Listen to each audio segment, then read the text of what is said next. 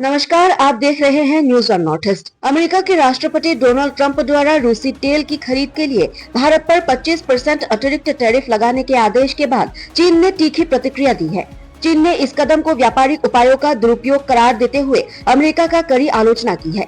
एक press conference में चीन के विदेश मंत्रालय के प्रवक्ता गुओ जियाकुन ने कहा कि चीन हमेशा से टैरिफ के दुरुपयोग का विरोध करता आया है और इस पर हमारा रुख स्पष्ट और स्थायी है।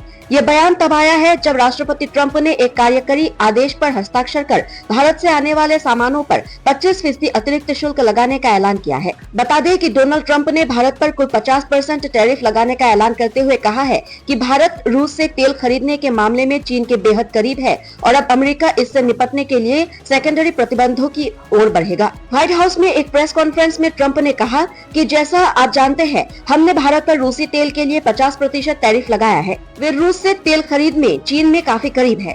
भारत पर पहले वाला 25% टैरिफ 7 अगस्त से लागू हुआ है, जबकि नया 25% टैरिफ 21 दिनों बाद यानी 27 अगस्त से लागू होगा।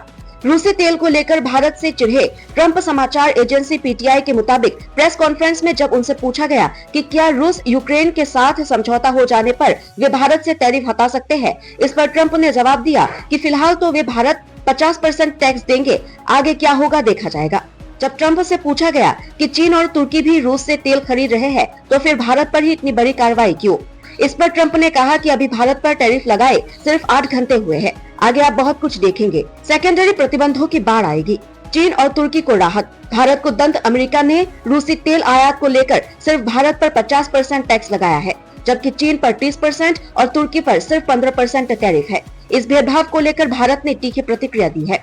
विदेश मंत्रालय ने ट्रंप के फैसले को बेहद दुर्भाग्यपूर्ण बताते हुए कहा है कि ये दुखद है कि अमेरिका ने ऐसा कदम उठाया, जबकि कई अन्य देश भी राष्ट्र हित में वही कर रहे हैं जो भारत कर रहा है। एमईए ने अपने बयान में कहा कि हमारा रुख स्पष्ट है। भारत की तेल खरीद बाजार की परिस्थितियों और 1.4 अरब लोगों की ऊर्जा सुरक्षा को ध्यान में रखकर की जाती है। ये टैरिफ न केवल अनुचित है बल्कि अन्यायपूर्ण और अविवेकपूर्ण है। भारत अपने राष्ट्र हितों की रक्षा के लिए सभी आवश्यक कदम उठाएगा।